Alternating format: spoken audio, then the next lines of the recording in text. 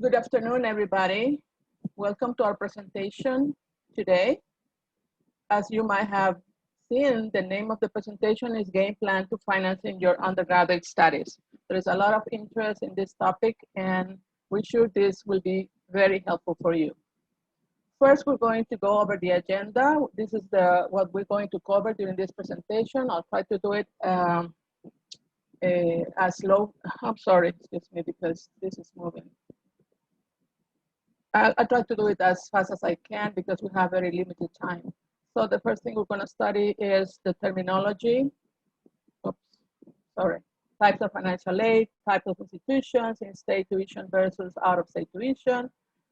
Things to keep in mind about the type of institutions, resources for your search, questions and to ask in your search, how do I apply for financial aid, and questions and answers. This is terminology that you will find useful when looking for financial aid, and you must understand what it means. Scholarships, for example, is money awarded to the student that does not have to be paid back at a future date. That's it. Work study is a condition offered by the university where the student can look for a job on campus and will receive preference in the hiring process in some cases in order to earn some money. For example, $2,000 a year is not that much money. Loans, it's money that is given to the student and must be paid back at a later time. I'm sure there will be loans in your countries for educational purposes. Grants is money awarded by a governmental organization that does not need to be paid back. For example, the Fulbright program, it's money that the government of the US provides to students in the country, and they don't have to pay it back when they come back. Financial aid, under this umbrella, there are different types of economical assistance offered to students. For example, scholarships, work study, grants, etc. Sponsor is a person or organization that has made a commitment to pay for part of or all of a person's study. It could be a relative of yours in the US, it could be an organization like a church or something similar. There are two types of financial aid for international students, and it's based on different things. The first one is merit-based aid, and the second one is need-based aid. The merit-based aid, as it says, is based on merits. It has to do with your strong academic profile in high school, your a good GPA, for example, strong SAT, ACT scores, evidence of volunteering or extracurricular activities, sports scholarships or artistic scholarships, any type of talent you have. Evidence of volunteering, sometimes we think we don't do much, but talking to students, I find out that indeed they do a lot of things, but they don't know that it's volunteering. It's identified as extracurricular activities or as volunteering. This is merit-based. Then we have need-based aid, as it says, it's based on needs, financial aid. But it doesn't mean that you don't have much or any money to invest in your education. It means that you have some money that you're going to use for your education, but you don't cover the total amount of the cost of the studies. So it's two types of financial aid. Is it one or the other? Well, you have to be careful when doing your search. Some accredited US universities and colleges offer only merit-based. Some offer only need-based aid. Some offer both merit-based and need-based aid. Some do not offer any type of financial aid to international students. So when doing your search, or doing your research about this, be careful to look exactly what you're looking for, to find what you're looking for, okay, for international students. If you are a US citizen, you can apply for financial aid. Oops, sorry, excuse me. You can apply for financial aid, such as loans, grants, work study, not scholarships from the US government through FAFSA. For that, please reach out your Education USA advisor for more information. So, there are two types of institutions in the US. One of them is the public institutions, and the other one is private institutions.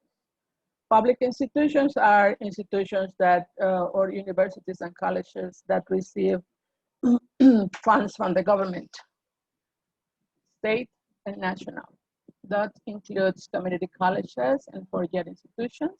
And they have different tuition pricing for residents and different tuition prices for non-residents. And then we have private institutions, which are universities and colleges that do not receive direct funding from the government. And they offer the same pricing for both resident and non-resident students. We have a definition of in-state tuition. It says price awarded to US citizens or residents who live within that state. And out of state, those are all the individuals who do not live in that state and do not pay taxes in that state.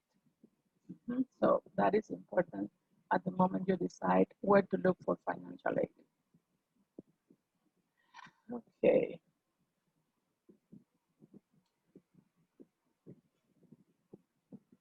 We have several regions in the US.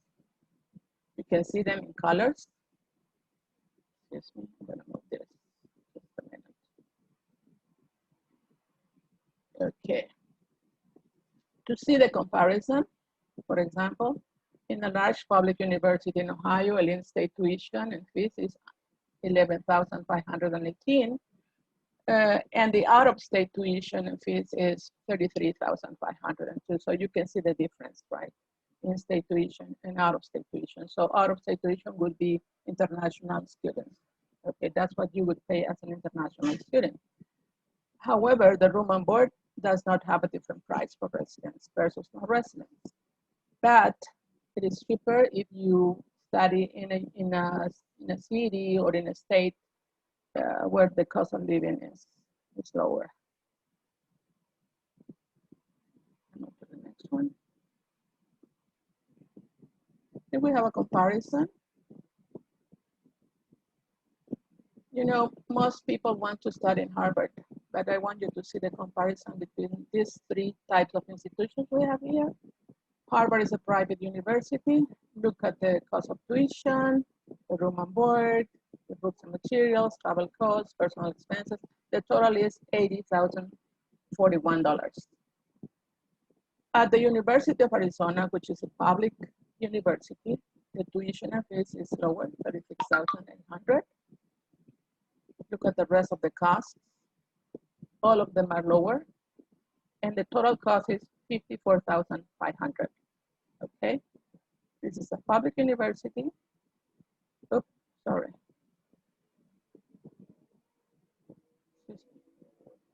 And then we have San Mateo Community College. Look at the difference in tuition. Okay, the room and board is also lower. Books and materials are almost the same in the three universities.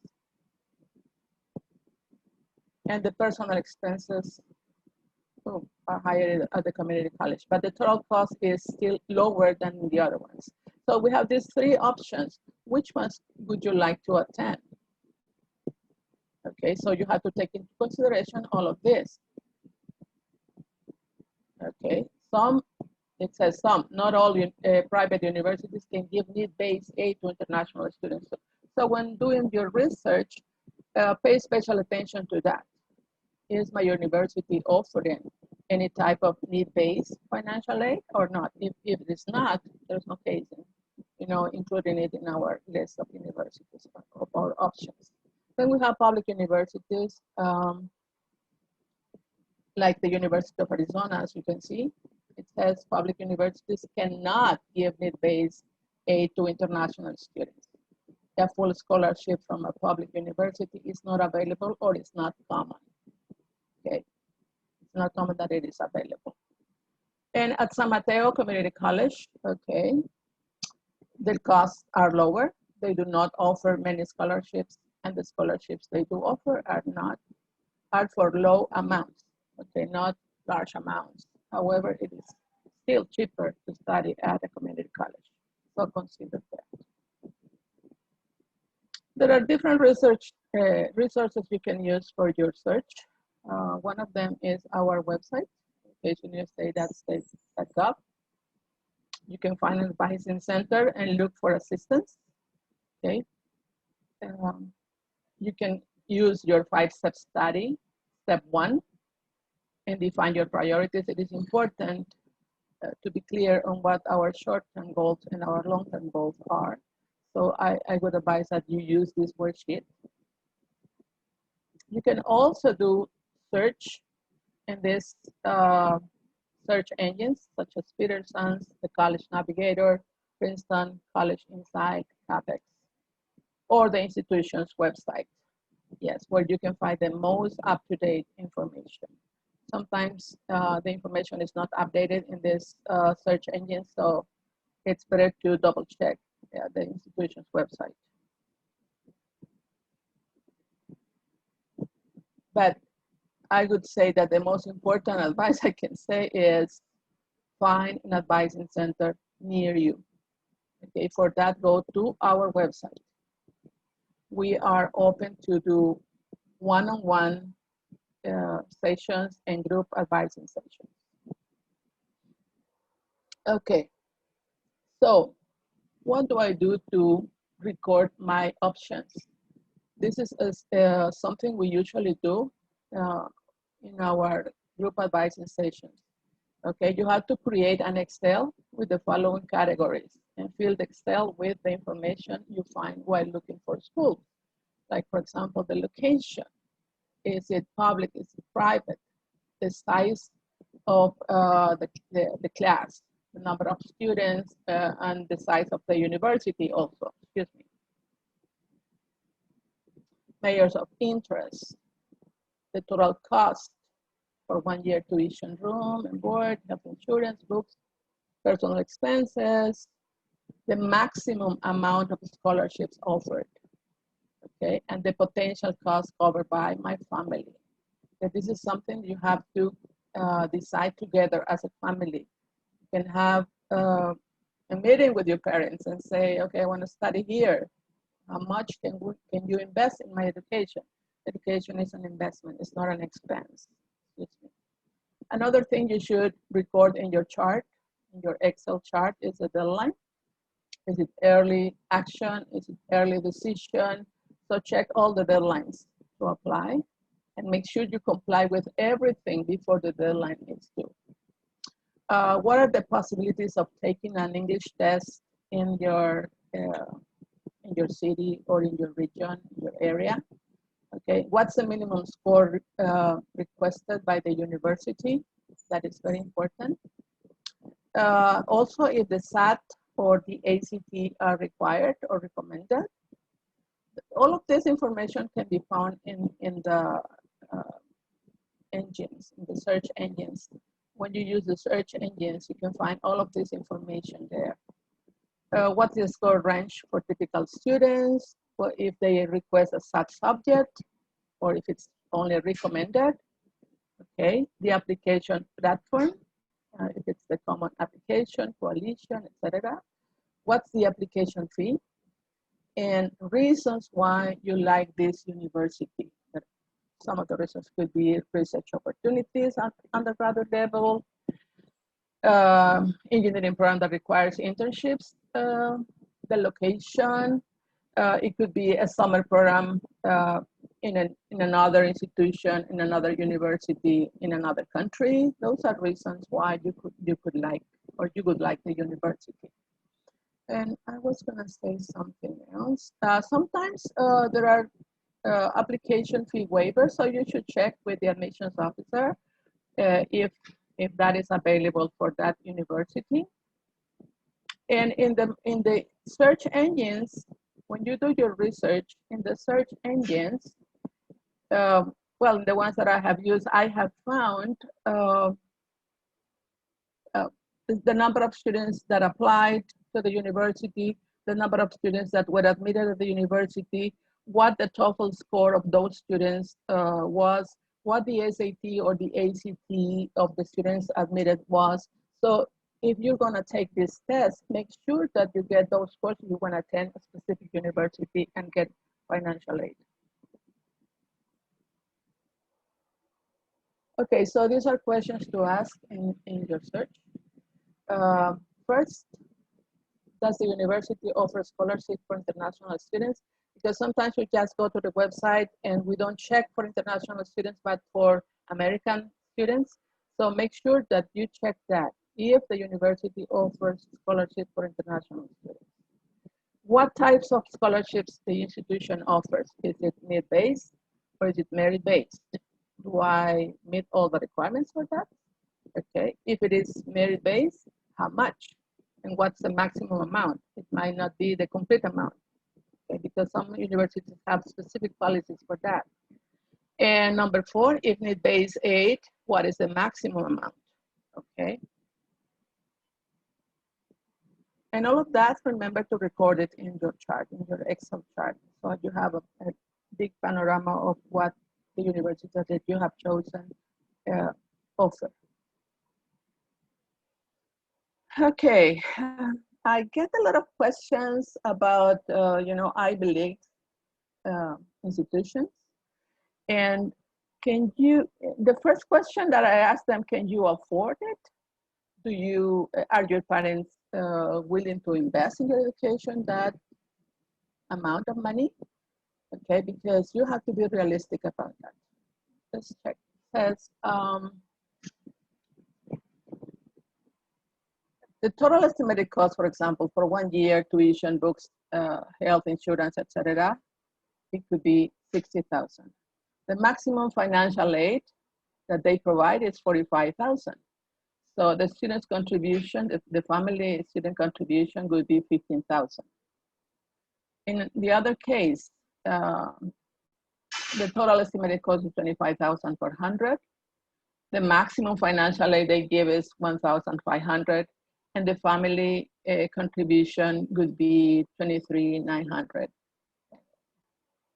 $23,900. Okay, so can you afford this? If you can't, look for another university that might offer something else.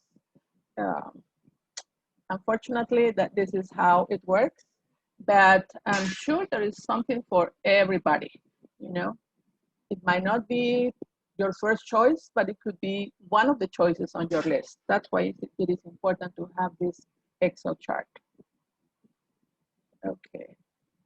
And in the last case, the cost is $17,300. And it says 100% of demonstrated need.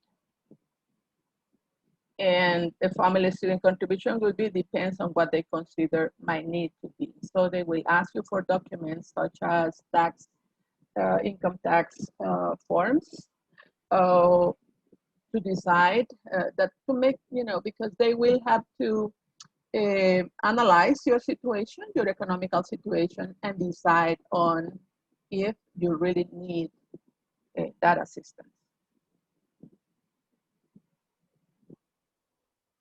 It says, how do I apply for financial aid?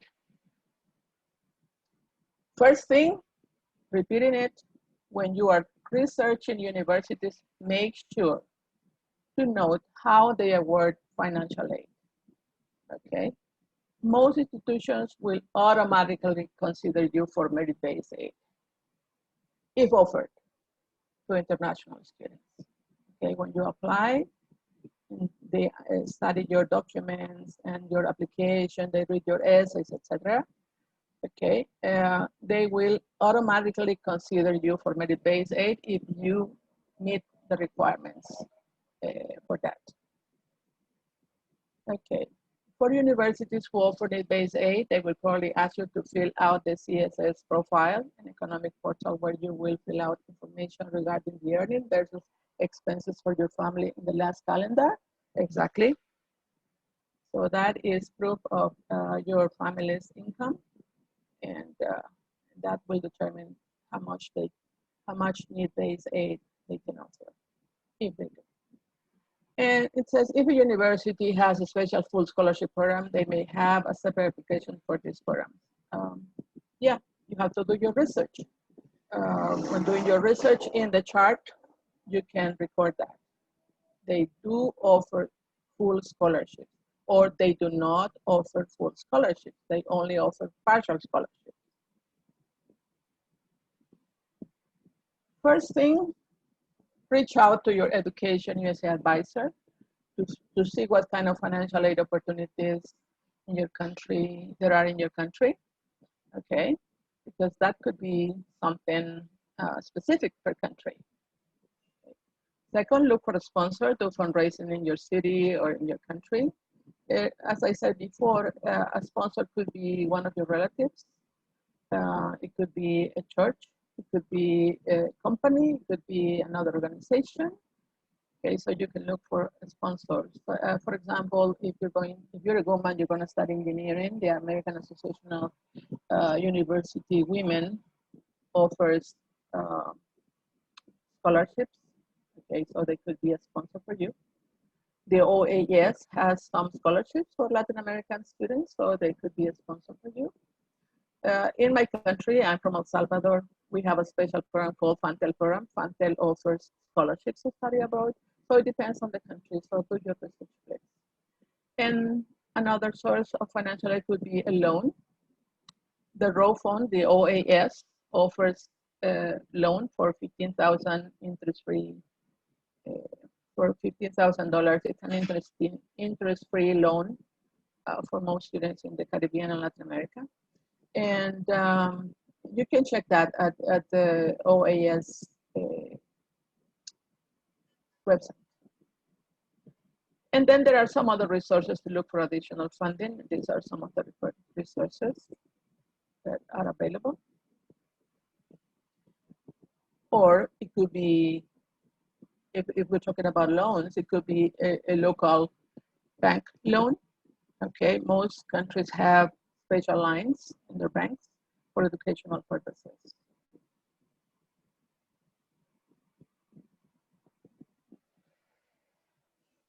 Okay, make a game plan and stick to it. It says, talk to your family.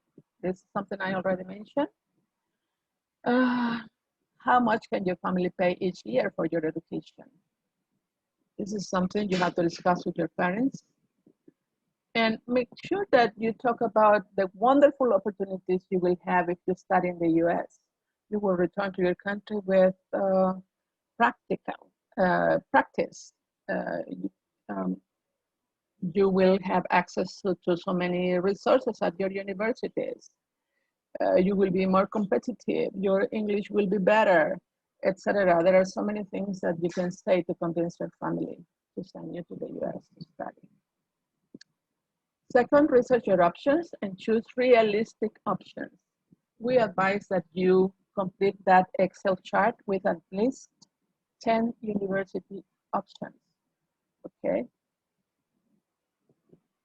And consider the maximum amount of money they could offer you versus the money you could apply for each year. Apply early in the application cycle. Make sure you apply on time for the admission application, financial application, and or any special scholarship. This is something important. We are not very punctual with our, well, Latin Americans, I think it's culture. We're not that punctual, but for this is really important, okay? In your Excel chart, please record this and highlight it. Make sure that you remember it, because if you don't apply on the date that you're supposed to apply, you will have to wait for another year. And then look for additional funding while waiting for your answers and offers, okay? Questions? We're gonna have some questions and answers. Thanks so much, Marta.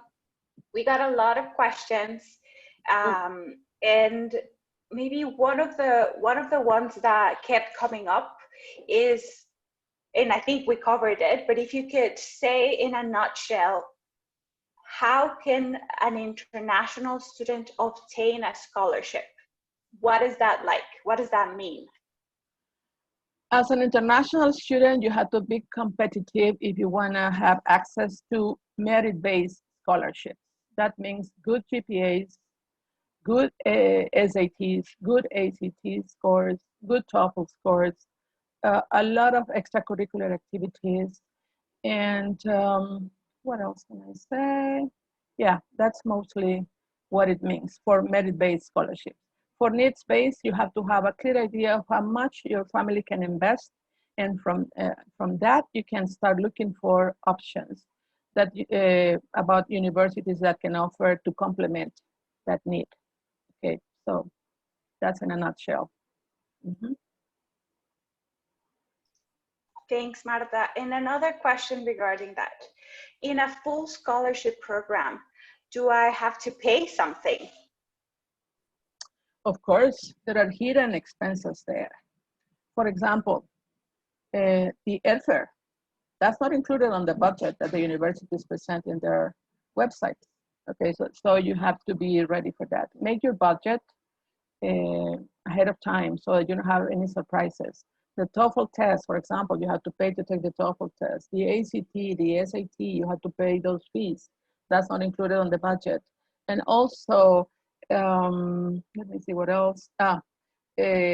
Your personal expenses, sometimes it could be lower, it could be higher, depending on how much you spend. And let me see what else. I said TOEFL.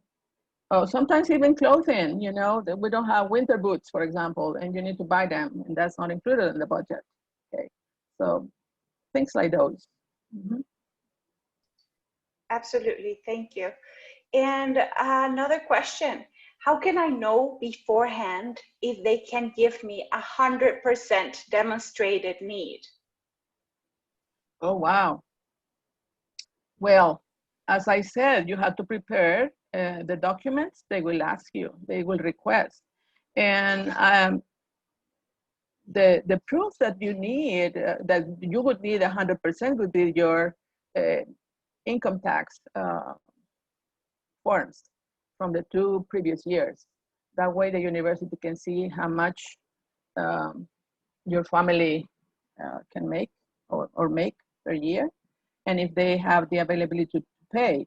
And as long as I know, the CSS also requires that. When you fill out the application for the CSS, they will require that information. Once they study your profile and they are interested in you and they see that you are a great match for what they are looking for, uh, then they will contact you and request some other documents, such as the income tax forms, or maybe letters of work, or things that can prove that your family cannot pay for your education, but you still want to go. And we got a couple questions regarding sports scholarships. Do you have any highlight information regarding sports scholarships or talent scholarships? What are some of those other talents that can give a student the option for scholarships? Yeah, for example, for sports and for any talent. For sports, for example, you can have a video of you playing the sports to make sure that the coach watches the video and becomes interested in your attending the university. And also newspaper articles, that is something that you can add to your application. Um, for a talent such as music, I recently got news of a Salvadoran student who got a scholarship to attend Berkeley, and he only got tuition scholarship. But what he did was he presented a video also of him playing, and he's a member of the youth symphony orchestra in the country, so that is a high profile student for them. And also for, if it is a sports scholarship, you could be part of the national Olympic team, tennis Olympic team, something like that. You have to be very skillful, and you have to prove it. Okay, the video is good, the newspaper articles are good, the letters of recommendation are good, and for the musicians or the music students, a video playing the instrument, or if it's yeah, playing the instrument would help a lot. And also letters of recommendation, I would say, from the group or the orchestra or any organization that you belong to that refers to, that can give testimony of your skill. That could help. Yes. Okay, thanks so much, Marta. We have less than a minute left. And so I just wanted to thank everyone for joining. And remember that Education USA is here for you. And feel free to reach out to us through social media or through that link that I shared in the chat box. Go to educationusa.state.gov, and remember there's a couple more sessions that are coming up, and they are on-demand sessions in the platform. So thanks so much for being here, and thank you, Marta. Bye-bye. Good luck.